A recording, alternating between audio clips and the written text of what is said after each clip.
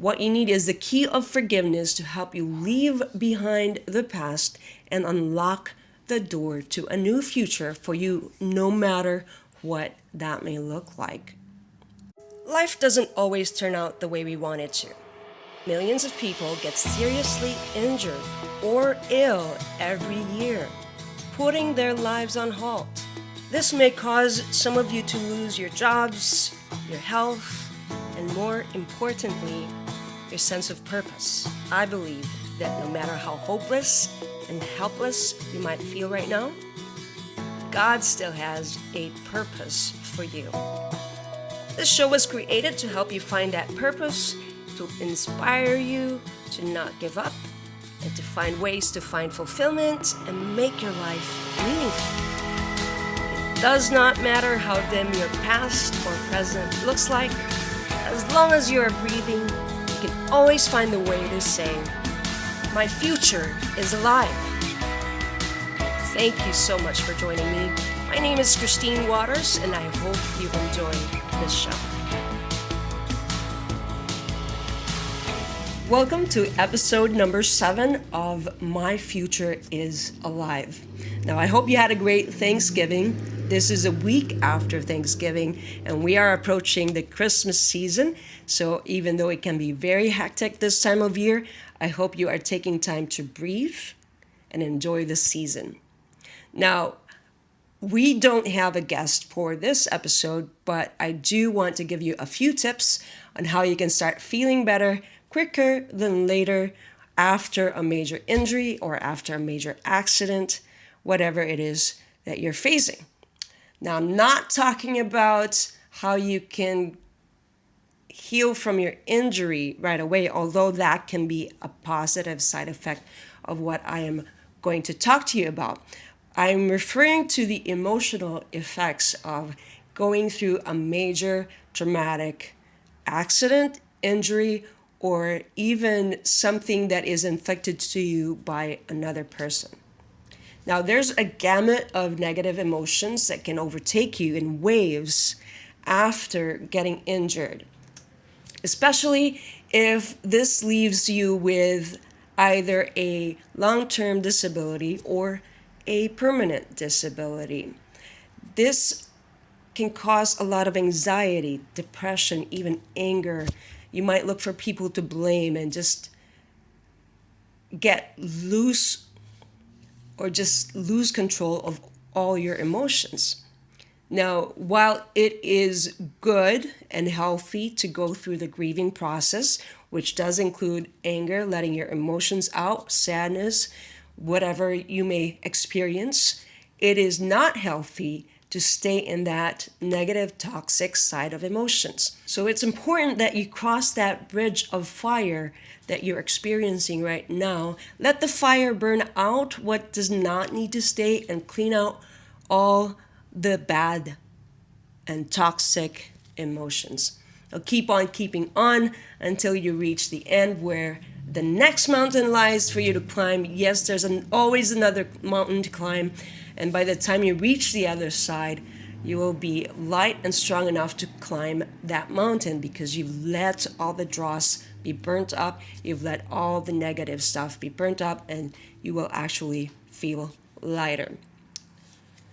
A lot of times, what a major accident does is it gives us clarity and refocuses our focus, if you will, to the right things. So your tough situation can either make you or break you, and the choice is yours. The choice is yours to make. Will you let your situation stop you from doing what God has created you to do?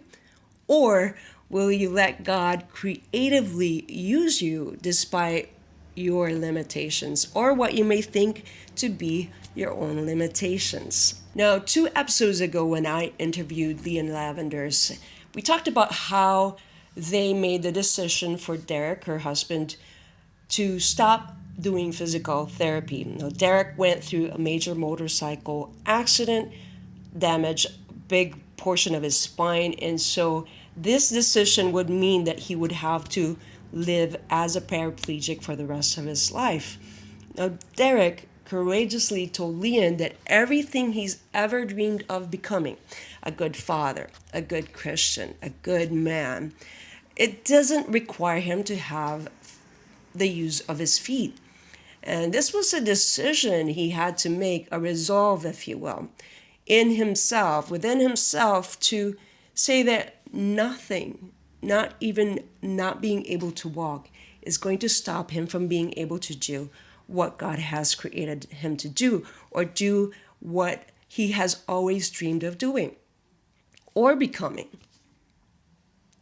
Are you willing to decide right now that nothing is going to stop you from doing what God has created you to do on this earth, whether your body feels like it or not, whether you feel limited or not? Now, okay, so it almost sounds like I'm advocating for you to settle for being a disabled person.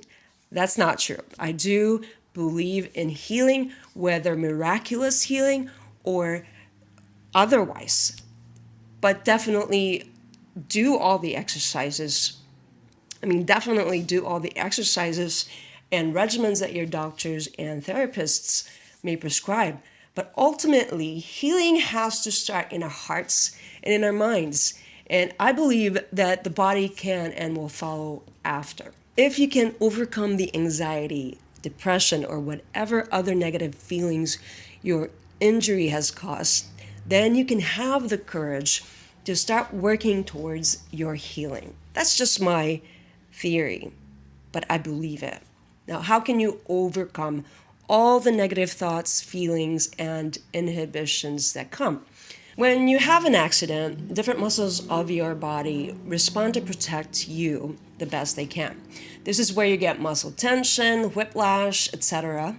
And it becomes an issue if these muscles don't learn to relax again. They stay in that protective mode and they forget their regular duty. And this then also causes the other muscle groups to compensate and help and do what that other muscle is supposed to be doing. And so this causes more fatigue, causes more pain. And the best solution to this is to release the tension and retrain those muscles to do what they were doing before. We get terrible snowstorms and winter seasons here in upstate New York. In my first winter here, I slipped on black ice at my driveway. And I'd fallen before, so I didn't think much of it, except when I tried to get up, I couldn't get up. I'd feel pain. And I tried again, and I still felt pain. And then I tried again. I was like so confused. I've never fallen like this where I couldn't get back up. And I pretty much had to crawl my way back into my house. Now, I was in tremendous pain for a few days and tried to avoid a lot of movement to avoid the pain that it caused. Then someone told me that the best remedy for this is just to start moving. So I went back to work, which at that time I was a bank teller and we stood all day. So I had to be on my feet all day and walk if I had to get the different things that my customers needed. My movement was slow that first day. Even a customer commented on it, not knowing what happened to me. But as I continued to move, I gained more motion with less pain until it got a lot better. Let's talk about the emotion side. Fear is a natural reaction of our mind to danger. It's our innate warning mechanism telling us that there's something wrong. When you get into an accident or experience trauma, your brain can get stuck in this warning mode, which makes you anxious about anything and even possibly everything that you're facing because it thinks it's danger causing you more harm. That's because your brain doesn't want you to experience the same kind of pain again. It is trying to protect you. And so it now has this mode of any new thing that you're facing or you haven't faced in a while becomes a threat to you. When fear, which is your protective mechanism, your warning sign, stays at the forefront, then your courage muscle freezes up and needs to be loosened back up and go back in the forefront to let fear be a reserve for when you need it. Why do I say that? You don't need courage to face a head-on collision. You need fear to tell you to avoid it the best you can. Now, if you were not able to avoid it, sometimes what happens is that fear stays at the forefront and you just have to put it back in its place, back to its normal job. Okay, so how then do we stretch our courage muscle so that our pained mind and heart can get off the treadmill and start getting back to its regular or to their regular rhythms? Now, I'm sure there are many ways you can do that, but I want to focus on 3 things that you can start doing today that can help you feel better, help stretch those courage muscles so that you can find your way to healing. Okay, so number 1, forgive and be forgiven. Whether it was your fault or not, how you got there is best left in the past so that you can move forward. And the best way to leave the past behind is by forgiveness. You got to forgive yourself if you keep thinking that it's your fault. You got to forgive others whom you may think are at fault. You got to forgive God if you think He's at fault, although I promise you, He does not seek to harm you in any way. Forgive those whom you think may have offended you, or if you need to ask forgiveness from someone else, do that.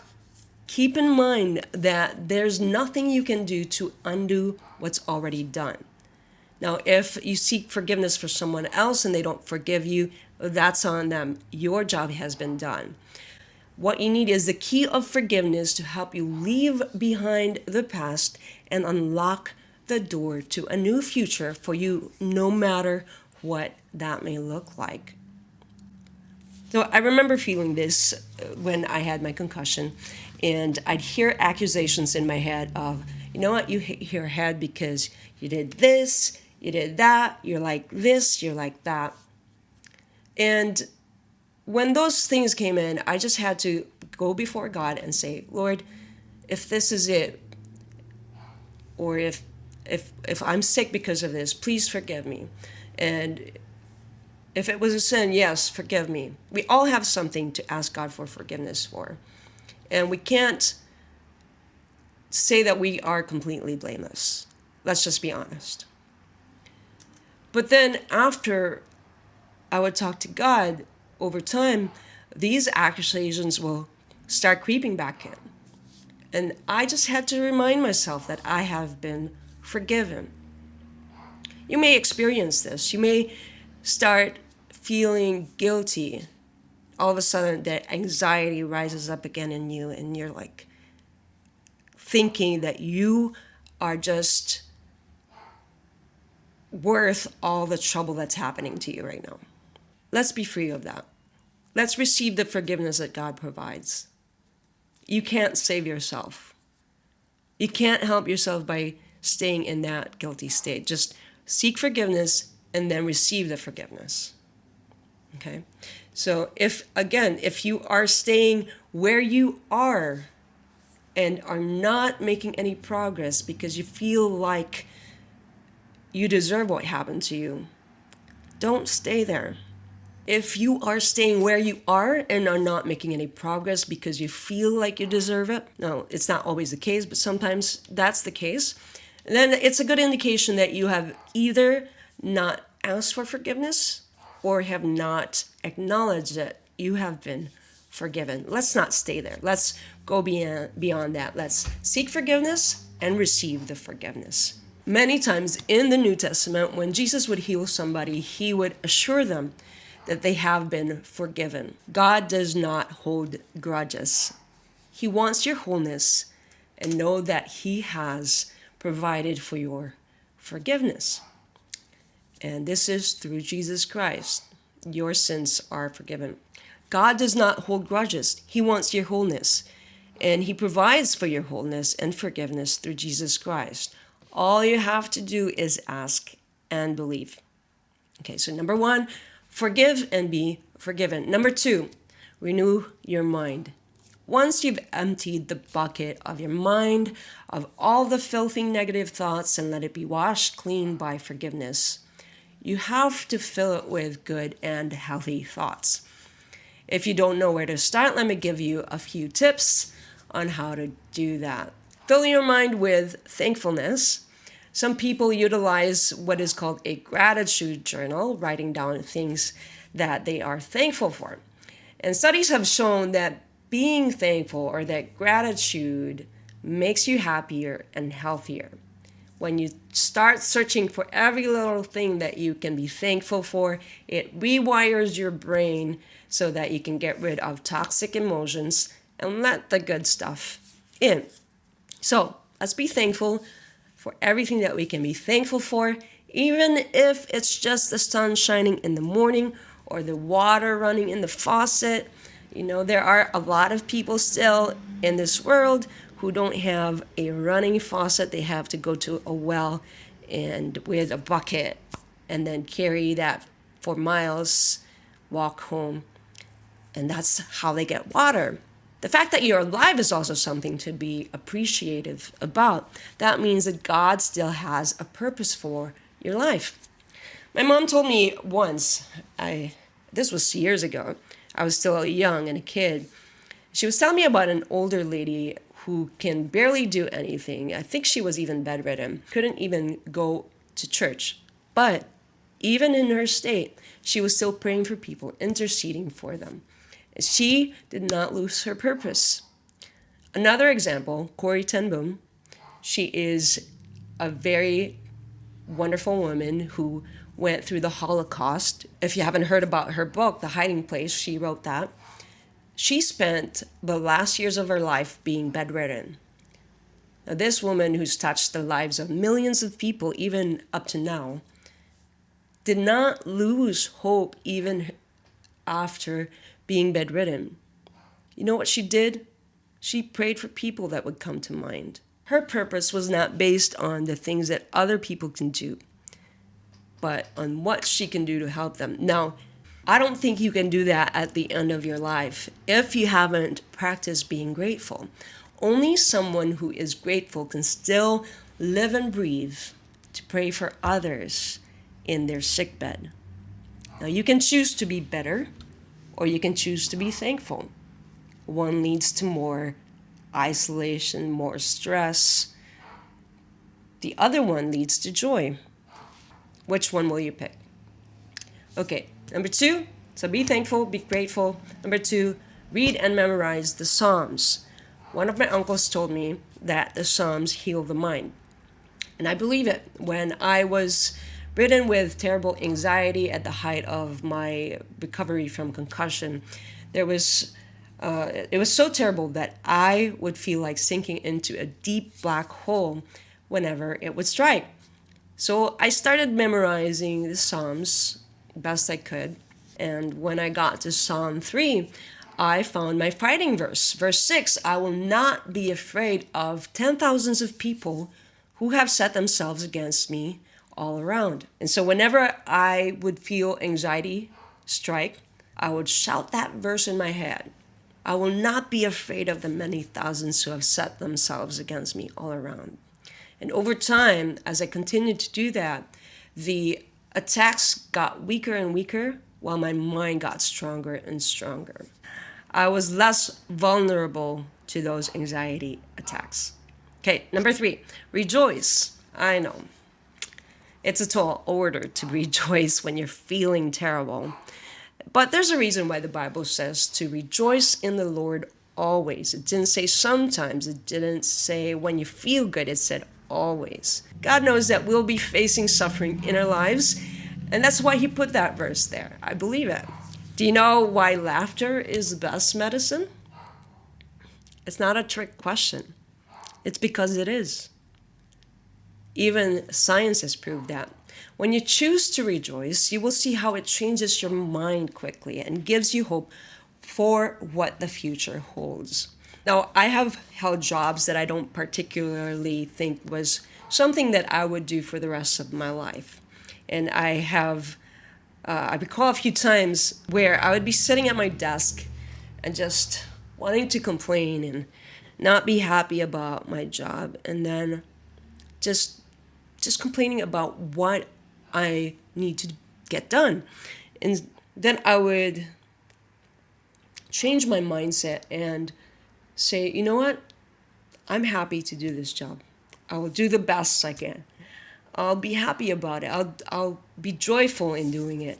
And just like that, it makes my job easier to do what I need to do because I've changed from being a complainer to being joyful in what I do. When I'm suffering from a broken heart or when I'm feeling sick, I don't like watching drama. I don't like watching negative stuff. I like watching things that make me laugh, make me hopeful. I don't want to cry. I want to laugh when my heart is sick. Okay, so far we've said that you can stretch your courage muscles by forgiving and being forgiven. Number 2, by renewing your mind. And you can renew your mind by being thankful, and you can renew your mind by being thankful, by reading and memorizing the Psalms, and by rejoicing. And how all this relates to courage is once you get rid of all these negative things and replace it with all these positive things, you find the courage to do something you feel like you couldn't do because of your illness. Okay, so number 3 in stretching our courage muscles is by serving others. Sometimes when we are injured, we feel like we can't even do anything for ourselves. How can we do something for somebody? And before you slam the door on me, hear me out.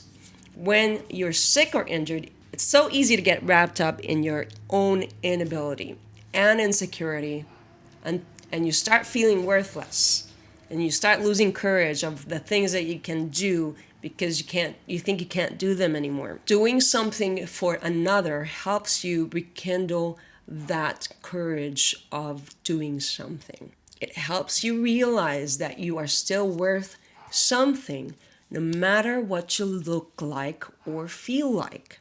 Remember Corrie ten Boom? She was in her deathbed, basically, or sick bed. There's always something you can do for another person, whether it's just praying for them or giving them a smile, even if you feel pain in your body. It's good to take your mind off of yourself and start seeing other people around you, seeing them that are helping you and those that are being good to you. I have a really good friend who went through depression one time, and it wasn't because of an injury, it was because of issues she was having in her marriage. Now, let me just give a side note that some injuries are not physical. Some injuries are emotional. In fact, a big portion of injuries are emotional. You can't see them. And these can cause traumas as well, and depression and anxiety. So anyway, my friend took on a job delivering paper, and she decided that she would make cupcakes and she would leave cupcakes with the paper she delivered. And you know what? That little act of service helped get her out of her depressive state. When she saw that it blessed others, the little thing that she did, it blessed her as well. Who knew that cupcakes can be a good remedy for depression?